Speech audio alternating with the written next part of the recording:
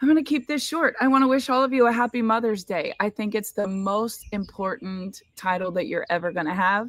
And to me, it's definitely the most incredible gift that I have been blessed with in my 54 years of life. So, um, emotional weekend, right? How many of you are celebrating Mother's Day and you're with all the people you love? Drop in the comments. And then again, how many of you are missing your mom?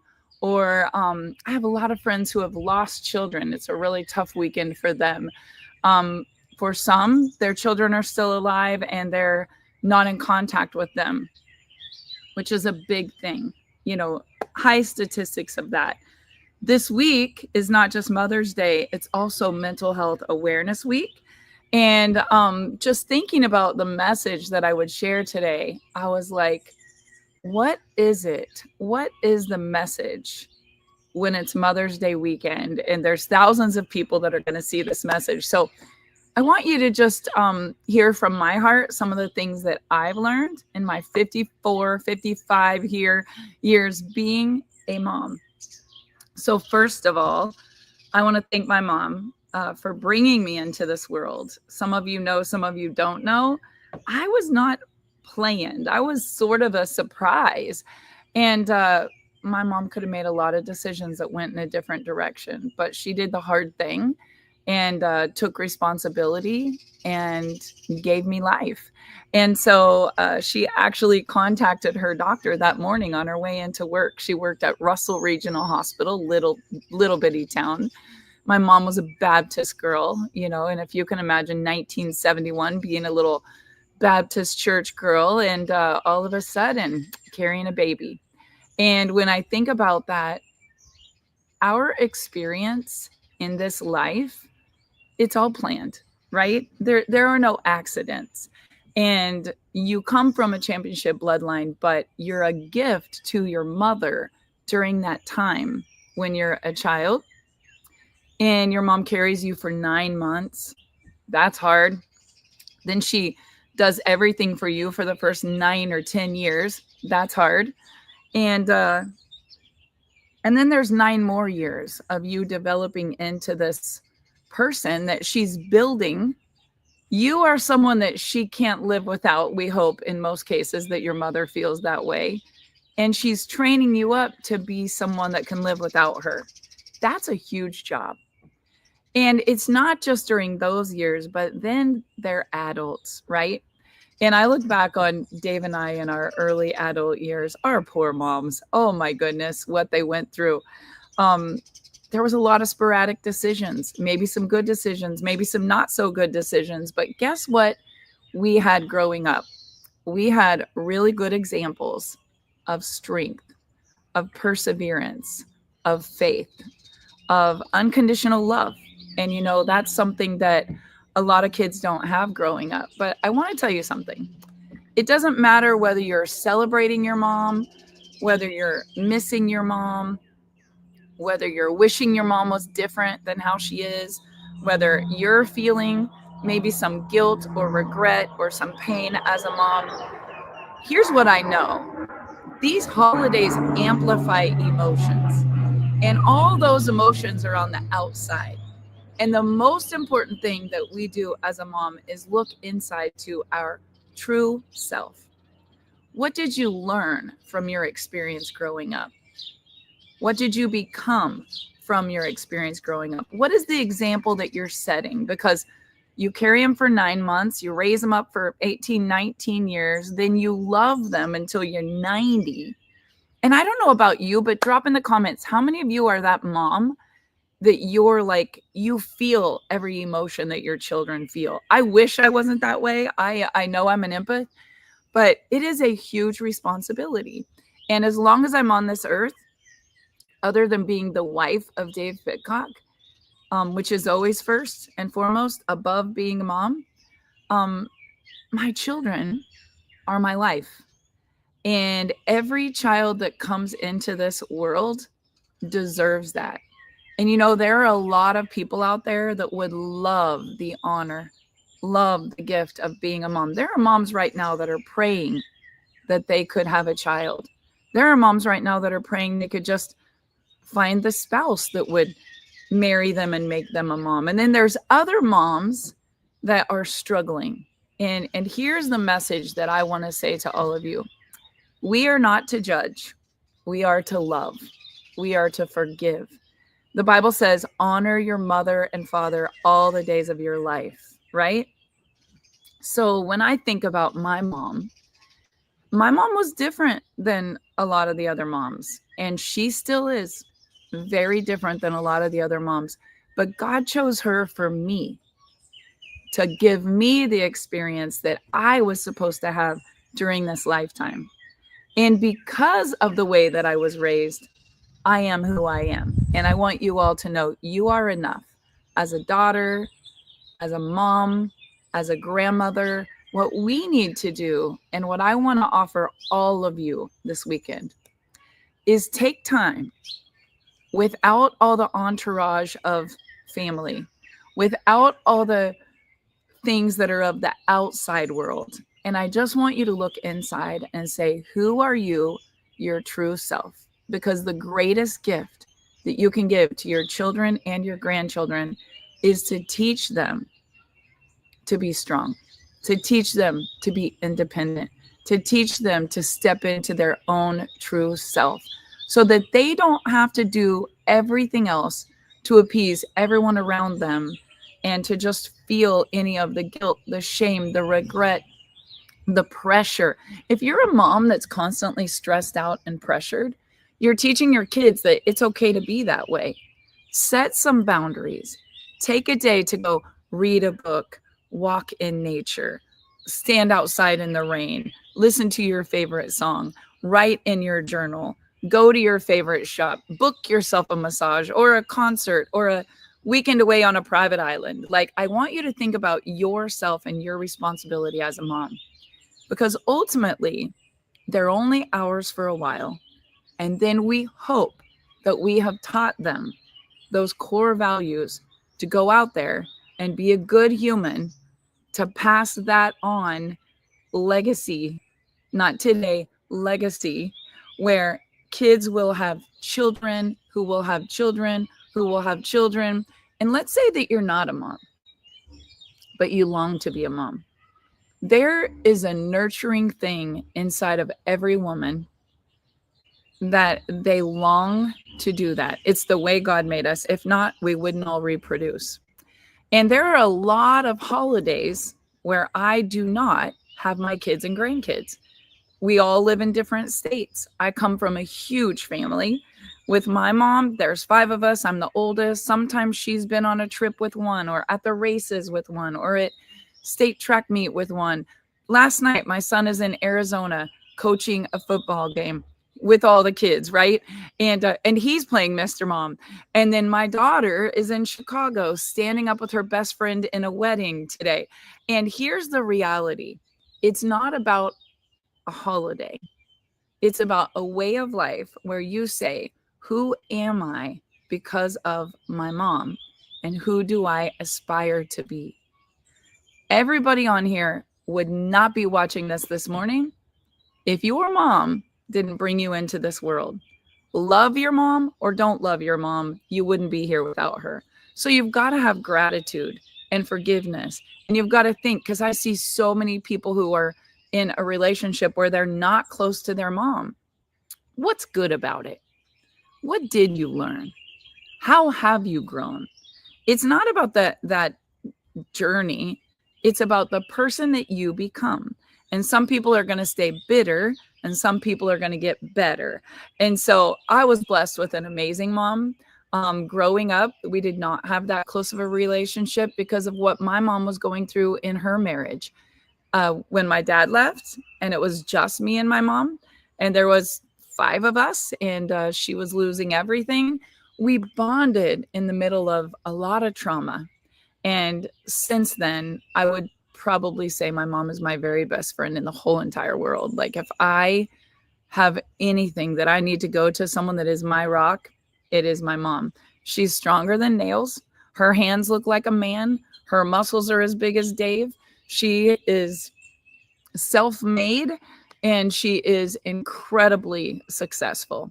But that came through the pressure of failure after failure after failure, where she learned the lessons, the wisdom, the strength to give not just me, but all of the grandkids such an incredible root. I'm going to call it a root.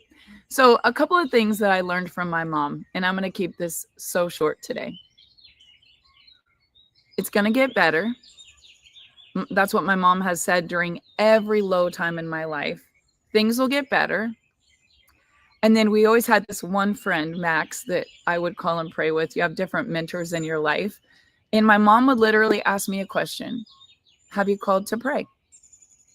It's going to get better. Have you called to pray? And not every mom believes that way or feels that way, but I'm so grateful for the roots that my grandmother, which was my mom's mom, gave me to just get on my knees and pray. The power of a praying mom. Here's what I want to encourage you. If you ever have a child that's struggling, pray about it more than you talk about it. Pray about it more than you talk about it. When you talk about it to other people, you give it power. If it's not good, why would you want to give the devil that ammunition, right? When you pray about it and you surrender it, there is a master plan in their life, just like there was a master plan in your life, and it's going to get better. Did you pray? That's the only advice I would tell you. It's going to get better. Did you pray? You got to let these kids be on their own journey, just like yours. And one day I was telling my mentor, my prayer warrior friend, I said, but I can't handle it. Like, this kid is making a mistake, or they should do this, or they should do that. Or even once I had grandkids, like, they should do this differently, right? Every mom thinks that. And here's what she said to me. Do you not think that your mom and Cindy were going crazy when you and Dave were in debt, in a bankruptcy situation, losing your cars, joining a network marketing company, traveling all over the world? You were getting babysitters and doing meetings, and you two were just like riding bulls one weekend and doing a craft show in Nebraska the next weekend. She said, do you not think that sometimes your moms just had to shake their head? She said, where would you be today if you hadn't failed and God hadn't been able to use you as a vessel? So here's what I know. There are no failures. There are no bad decisions. It's our thinking that makes it so. And what I've had to do as a mom is pray, surrender it, and know that God's got it. That is my advice to you as a mom. Pray about it, surrender it, and know that God's got it. Now, what's the worst case scenario? Because there are worst case scenarios. I have a ton of friends who are struggling today because they've lost their children to suicide or, bad accidents or addiction overdoses or, crazy things. Some of them who their children are in prison or, in a mental state that they're not able to be with them today. I mean, I'm the CEO of a mental health company. I hear these stories every single day. So when I think about this, I ask myself, how do those moms feel on Mother's Day? It's suffering. It's literal suffering. So for a lot of moms that are like, I wish I could be a mom, there's other moms that are like, oh my gosh, I wouldn't wish this on my worst enemy. It's a huge responsibility. Once you become a mom, it doesn't matter what you do. There is going to be a lot of days that are not perfect.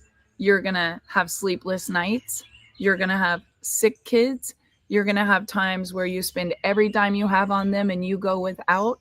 You're going to miss a lot of things that you would have loved to do because you have to be there as a mom with these responsibilities. Basically, once you have children, it's not about you anymore. It's not about you. Because the number one thing is the number one thing. They're looking to you to be their mom. They're looking to you to learn, to do the homework every night, all the science projects, all the sports they want to do. They're looking on the sidelines. Where's my mom? Where's my mom? I'll tell you something. Growing up, my mom wasn't able to be on the sidelines. And my mom had to work really, really hard.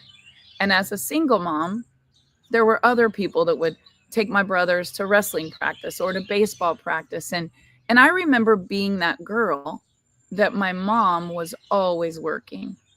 I remember wanting to fit in and wishing that I was the girl that had my mom taking me to Banker's department store to get all the new cute clothes, all the new cute shoes, the one that would have the mom there at the cheer tryout, or the one that would have the mom doing my hair or my makeup.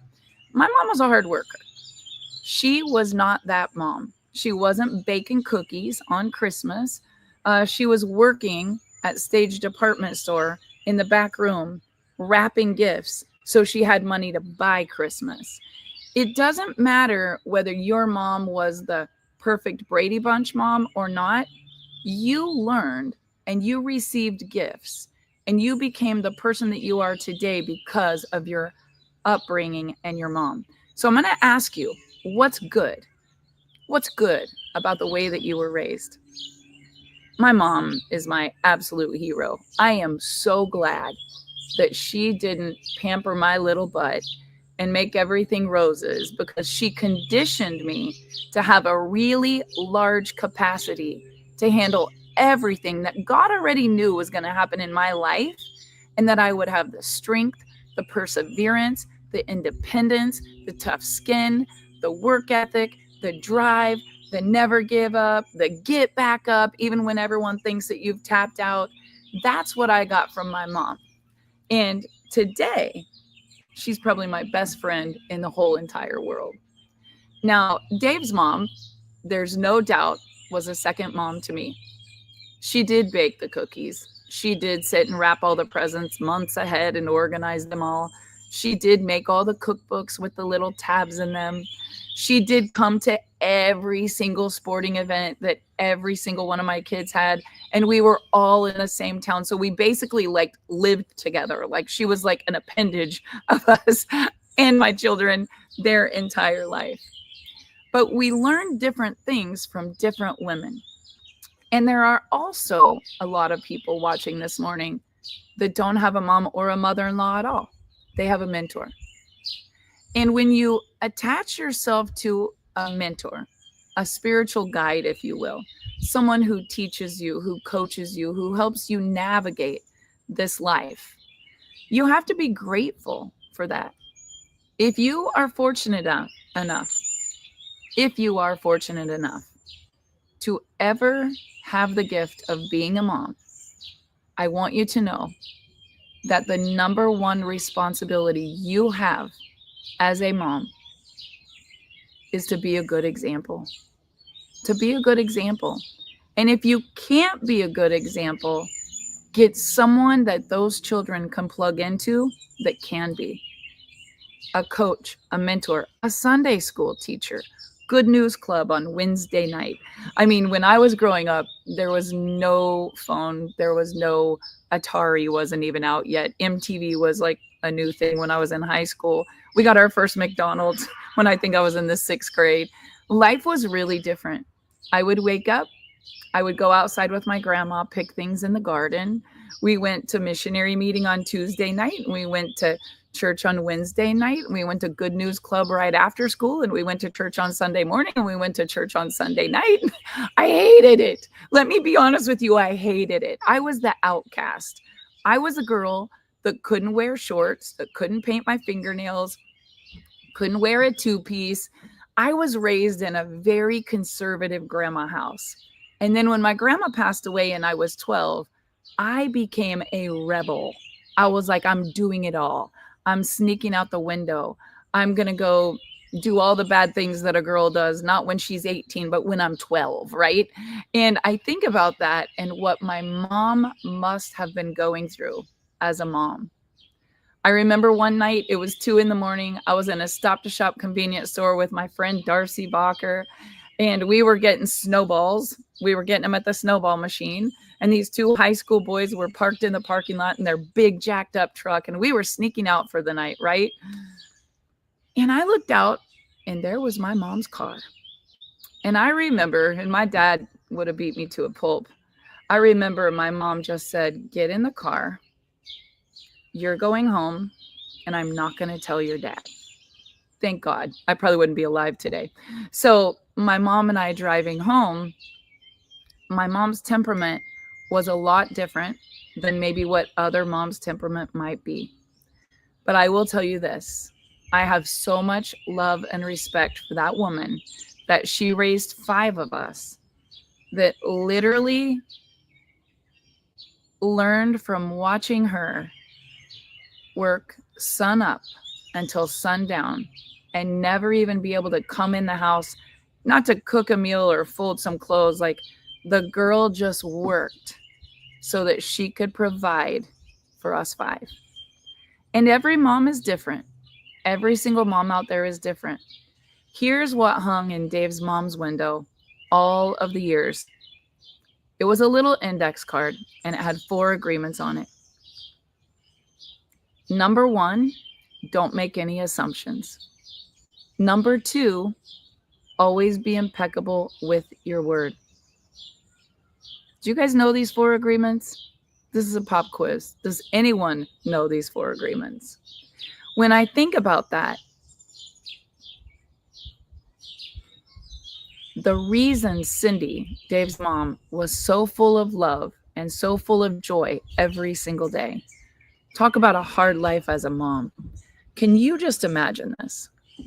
She raises up 2 little boys. I raised up 3 little kids. She raised up 2. They were everything in her life. All she wanted to do was be a mom. She didn't go to school to do anything other than be the wife and be the mom. And that's a huge title. It's the most important title ever. She was the perfect mom. She cooked every meal. Cindy was just perfect. And she was divorced when Dave was a senior and went away to school, lived in a very small town where she still was raising 1 child. She was married with addiction in her family, majority of that marriage. She then had a child who struggled with addiction and lost him to suicide. Now, when I think about that woman and everything she went through, it wasn't over yet. She developed cancer when Chance was 3 months old. She lost all of her hair. She took the chemo. She continued to say, "Can I watch the kids? Can you bring them over?" Those kids were her absolute joy because her identity, everything she was and everything she wanted to be, was just to be a mom. And I remember nights I would be teaching dance late, and I would cut hair all day, and then I would teach dance at night, and then we did craft shows on the weekend. This is before we found the direct selling industry that literally brought me home to be a stay-home mom. But man, we worked sun up till sundown. What was I repeating? I was repeating exactly what I learned growing up. And one day, Dave and I realized, like, we're so busy making a living, we're not even making a life. Like, I wanted to be a mom. I couldn't wait to be a mom. Now I'm not even able to be home and be a mom. But I would be teaching dance, and she would take chemo on Wednesdays, and it didn't kick in right away. She would stop by on her way home from the hospital where she also worked, and she would say, "Let me take the kids home." And later in life, she said, those kids were the only thing that got me through that struggle. Now, the first time she got cancer, Dave's brother was still alive. The second time it came back, it was after losing him. She lost her husband, her second husband, 7 days after the funeral of her son. Now, I want you guys to understand this. There are a lot of moms this weekend that are not having their normal traditional Mother's Day. They're not having the happy festival that they see all of you posting on Facebook. They're grieving. They're hurting. They wish they could hug their child. They wish they could have a child. They wish they could see their child. And here is my message to all of those women. You are enough. You are so loved. There is nothing that you have done wrong that could have turned out any differently. because the third agreement is always do your best. And I had many a talks with my mother-in-law, who was truly my best friend, my partner in business. Like, she was literally an appendage of my life for most of my life and all of my married life until 2 years ago.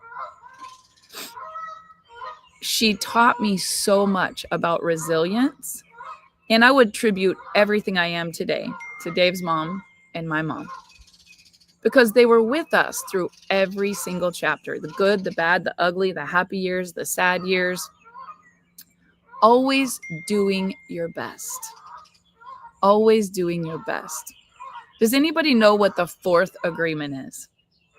Don't make any assumptions, which means don't judge, don't think things, don't blame your kids for certain things, don't think they don't love you, don't think they're not coming to see you because you're not a good mom, don't think, oh, they're making poor decisions. Don't take anything personally. Don't make assumptions. Always be impeccable with your word. Do your best. Do your best. Do your best. You know, there are a lot of moms that will beat themselves up. Dave and I and his mom spent a lot of times pondering what if things could have been different. True forgiveness is knowing that the past couldn't have turned out any differently. God gave you these children as a gift. He knew the day they were born, every hair in their head, everything they would go through, every journey they would be on. And he gifted them to you, not forever. Not forever. He didn't say you're always going to be together. Do you know what he said? I am going to bless you with this child to raise them up. He also wants us to remember whose they really are. And as a mom, the number one gift that I have learned from mentors, from spiritual guides, from my grandmother, from the Bible, from all of the nights that I have spent on my knees praying for my children, he's got them. You have to surrender it as a mom and understand there is nobody that loves them more than you except for him. And yes, Jenna, they are on loan to us, and we have a responsibility to raise them up. Now, I had an identity crisis when all of my children left, and sometimes I still do, because I was raised in a family where we did everything together, everything, right? So traditions like Mother's Day mean 75 people at a barbecue, 95 people at the lake, 100 people roasting a hog. You know, when we were younger, and there was the grandmas were still alive, and then there was like the stepmoms, and the dads and the moms were separate, and then there was other like there was a lot, right? Some of you like it's a lot. If you knew my family, we always said we could write a book called We Are Dysfunction Junction. But I love them all because I am who I am today because of them. My sisters are the most incredible moms on the planet because of my mom, right? But here's something that I am learning. As you get older, and I was talking to Dave's cousin the other day, her mother passed away, and we went to the funeral 2 weeks ago on a Tuesday. And she lived right in her mom's backyard. They have like a compound, and then she's got all this land, and she's like trying to build all of her kids' houses, which that's kind of a thing right now, right? Callie sent me a property yesterday that we're going to go look at on Monday, and it's just a dream, but it's enough acres that like all the kids could all build their house there. And yesterday I called the realtor, and I'm like, I'm going to go look, right? So I don't know. Do you guys think that's healthy or not for like all the kids and the moms to all live in the same thing? Because in Russell, where I live, there's 5 of us, and we're all within a couple of miles of mom, and like everybody's together all the time. Like it's such a vibe. Like we lift each other up. They give kids rides to sports. They carpool together. There's always 20 in the bleachers. Like there's just such a community. Good morning, Callie. Enjoy your wedding today. I know you're going to be the most beautiful bridesmaid. I'm so proud of you. I love you. And just so happy that you're there with all of your friends. So anyway, Callie found, Darian actually sent a link and said, look at this. So imagine, how many of you think this is good or not good? I need some opinions. Is it good to have all your kids and grandkids all on one acreage? Because I have 22 acres in Russell that we could easily all build their houses on. There's just not an airport near. I mean, there's a river and there's a lake and there's all the family, but like there's not an opportunity out there for well, opportunity is what you make it. I mean, look at us. I need to take those words back. There's 5 of us. Every one of my siblings is wildly successful. None of them are in network marketing like me. They all make 5 or 6 figures and they all started their own businesses. They're entrepreneurs. So what did my mom teach us? Opportunity is what you make it. But today, with us owning a family business and working from home and working with our children every single day, sun up until sundown, like we literally eat, breathe. All we do is build this incredible company that we started. The principles that I want people to know are those 4 agreements, whether it's in business, whether it's in life, but especially when you're a mom. Always be impeccable with your word. Don't take anything personally. Always do your best and do not make assumptions. Here's what makes us do those things: an insecurity inside, an ego that needs fed, an identity crisis that we're having. It's always like things on the outside that make you feel a certain way. And what we really need to do is come into our true self. Who are we and what do we stand for? So as a mom, let me ask you this. Do you see yourself as like Snow White of the 7 dwarfs? Or do you see yourself as like Wonder Woman? What is the character, if you had to describe yourself? Are you that helicopter mom that's like everywhere, right? If you had to describe yourself, how would you describe yourself as a mother? And what are those superpowers that you have? Because my mom is more like a warrior. Like my mom is more like, my kids are all strong enough to do it on their own, but you know, mess with one of them, I will come in with the sword. Tough love. I would say my mom taught us really tough love. Like, get up, you can do it. Quit whining. You don't need to go to the doctor. You're not dying.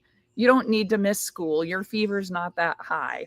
Get up and get to work. You'll feel better if you get moving. Like, let me tell you, my mom is all about tough love. So it's hard to give something that you don't have. Do you guys know that? It's really hard to give something that you don't have. And when you're under pressure and you're overwhelmed and you experience burnout and you don't look deep inside to say, what brings me joy? What brings me happiness? How could I be a better version of myself so I could actually show up for my kids in the best possible way? We have to be growing. We have to be evolving. We are the root of the legacy that we will leave. I want you to think about that. You are the root of the legacy that you will leave. And how healthy is that root? I have had to learn boundaries. I have had to learn self-care. I have had to learn not enabling. I have had to learn tough love. I have had to learn to let it go and not make assumptions. I've had to learn to forgive, to not talk and to listen, to not judge or to throw a stone. Oh my goodness, it's hard. It is so hard. How many of you are that mama bear where when something happens to one of your kids, you literally turn into some other kind of a human? Is there anyone else that's like that? Or, I mean, I literally have had to learn. And oh my goodness, when you're a grandma, it's even something else. It's even like the even next level, right? But what I do know is that the number one thing that takes care of every bit of it is going to find a quiet place to be still and to pray and say, I can't wait to see what God's going to do with this. I cannot wait to see what God's going to do with this. And it's good to be a mama bear because your children need to know how much you love them, how much you believe in them, how much you support them. But at the end of the day, the best thing, TA says crazy comes out of nowhere. You know, it's funny because I'm not going to tell the story because I don't want to hurt someone's feelings that would be involved in the story. But I got to the point that I had to quit being that mom that just went crazy out of nowhere. And I just had to walk away. And it literally gave them strength to know that everyone chooses their own life. And you don't always have to choose that life. Sometimes you have to get off the roller coaster. You have to get off the crazy train. You have to remove yourself from all of it. And you have to let them figure it out on their own. And that's not always easy, right? When they get to a certain age, you have to realize you can't fix everything. You fixing everything doesn't make them strong. It only makes them weak. They need to learn just like you learned. And that is one of the things. Now, my mom has helped me a lot. Don't get me wrong. But there were times where Dave and I were like, we can't call our moms. We've got more than our moms do. And that's what gave us strength because we had to figure it out. But then again, if you just get on your knees and you pray and you surrender it, their journey is their journey. They were born with a master plan, not your plan, not my plan, sometimes not even their plan. That like, this is what our plan looks like or their plan look like, but then God's plan looks like this. And we just have to believe and trust that every single one of those things that's happened is part of the master plan. Every test gives a testimony. Every mess creates a message. Every hardship creates strength and wisdom and experience. And if they didn't see the low lows, you can't hide it from them. Let them see you fall down and get completely knocked on your butt, and then let them watch you get back up. That's how they learn. Children learn what they live, what they see, what they experience. Their beliefs get stacked on beliefs because of the power of your tongue. The things you say, the things you watch, the things you do. Don't tell them what to do. Show them what to do. And they don't need your gifts. They don't need your money. They don't need the fanciest shoes and you to buy them the nicest car. What they need is for you to be there and show them love. Show them love and show them how they can do and be and have anything that they dream of if they have those principles. What are some of the principles that you learned from your mom? Good or bad, whether your mom was good or bad, drop in the comments. I cannot wait to see these, and tag your mom in the comments. Do the @, your mom's name, and what you learned from your mom. So I would say, if I were doing it, and I'm going to, I would say a work ethic. I would say Lana Zorn taught me a work ethic. Such a work ethic.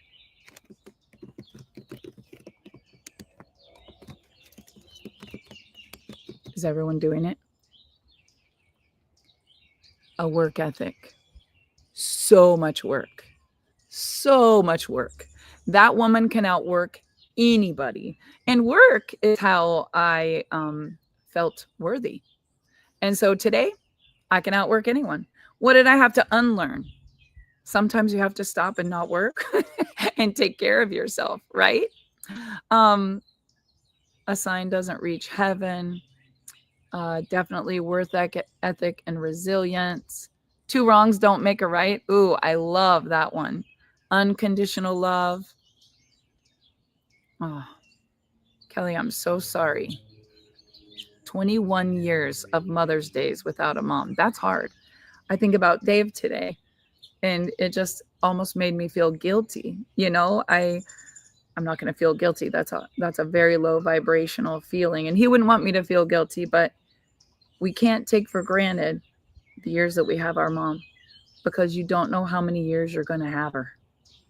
And there were a lot of Mother's Days that we had a lot of amazing memories, but what he would do to have just one more.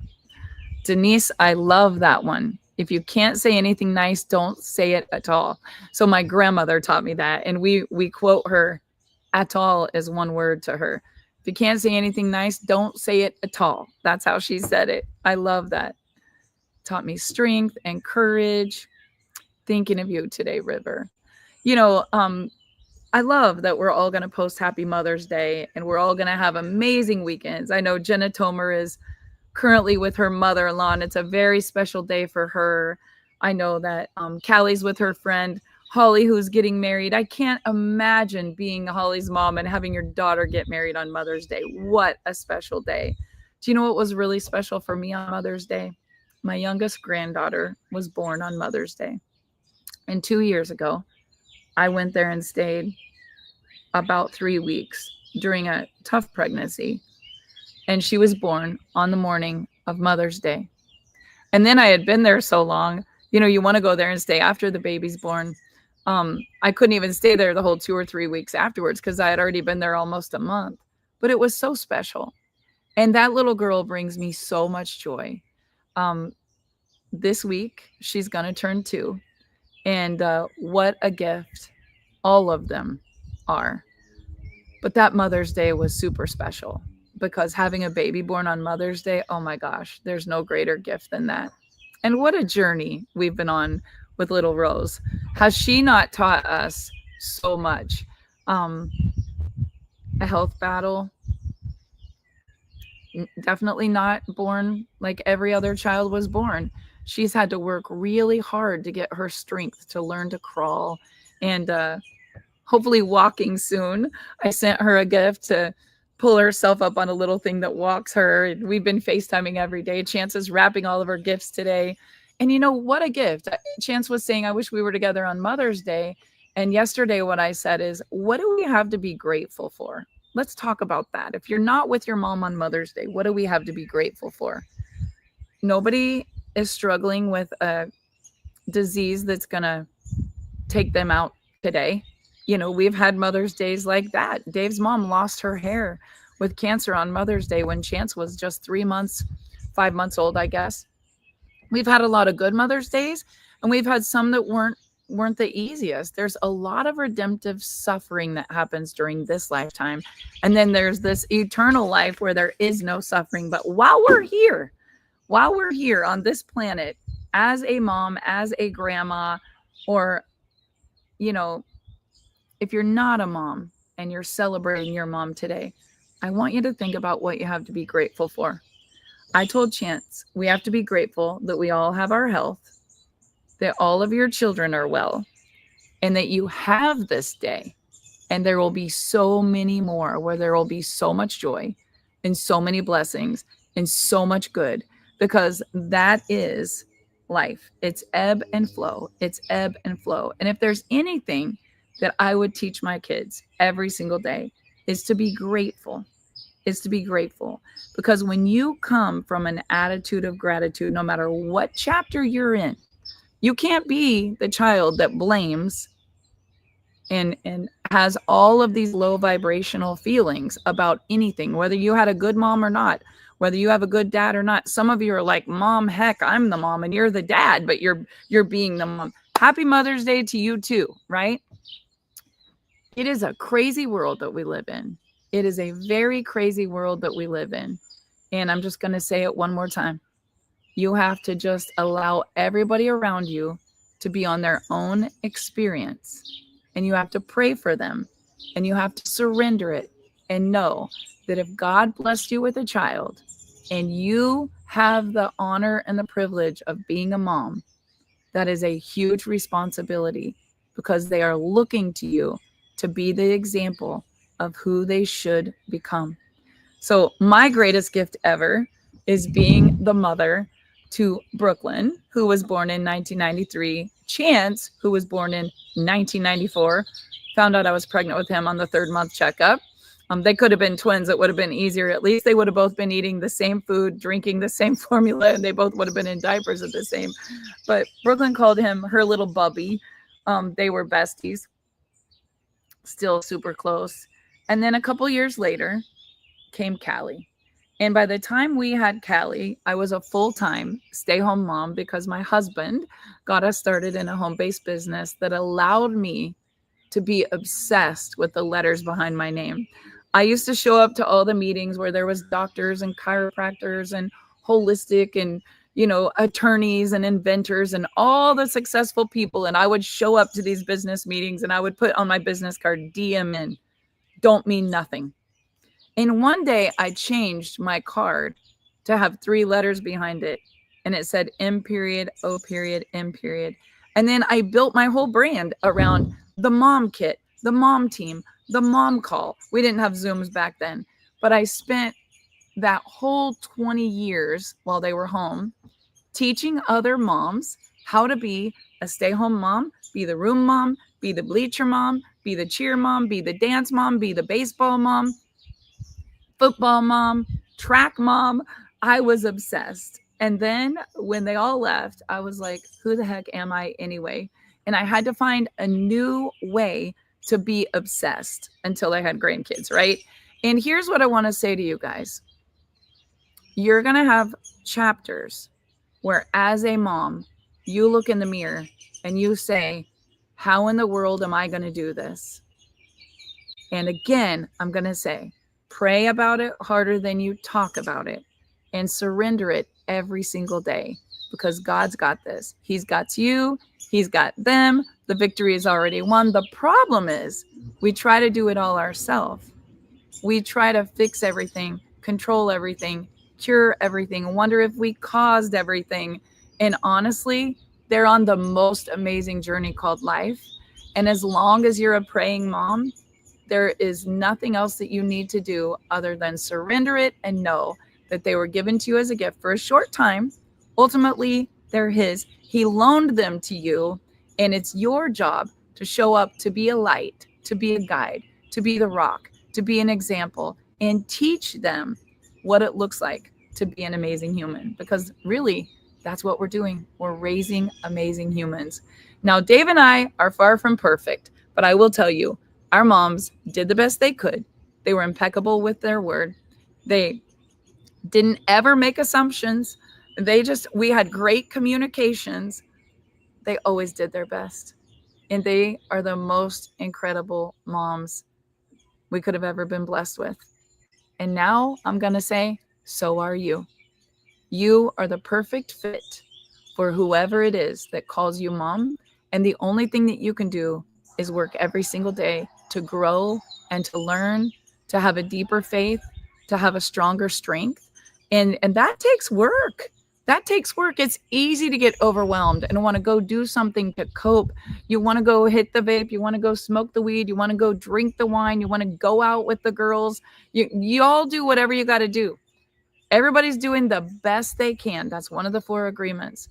But at the end of the day, I have to look in the mirror and say, what am I doing to be the light and to set another example? Not just for my children, but any woman, any young mom, any grandma. What are they learning when they look at me? And I'm telling you guys, all I can say is there is nothing stronger than the power of a praying mom. So today I'm praying for all of you. I'm praying for all of your children. I'm praying for all of mine. I hope that you'll pray for me. Here's what I'm going to do today. I am going to work on my inner self. I am going to find my true self that brings me the highest level of vibration, the joy, the authenticity, the love, the gratitude. And that is all that I can do. And that's all that you can do. So happy Mother's Day to all of you. Happy Mother's Day to my mom. She is the most amazing human that God could have ever blessed me with. Everything I am, she taught me. And everything that she didn't teach me, I learned from a mom that I looked up to. Don't blame something that you didn't learn from your mom. Every single one of us make choices every single day. When I think about what I learned from my grandmother, it's even a deeper root. And if you're a mom or you're a grandma, you have kids that are looking at you and they're saying, what does mom do under pressure? What does mom do with opportunity? What does mom do when she have haters? What does mom do when time gets tough? What does mom do when she's betrayed? What does mom do when she's hurting? What does mom do when she's sad? It's up to us to set the example. but the most important job you have is being their mom. I hope you guys have an amazing Mother's Day. I will look forward to seeing all of your pictures in your news feed. It's always such a happy weekend because there's nothing that puts a smile on a mom's face more than all the pictures with their kids. So get ready. I'm going to be blowing up my news feed. I hope you do the same. And I hope that you have the most amazing Mother's Day. Mwah.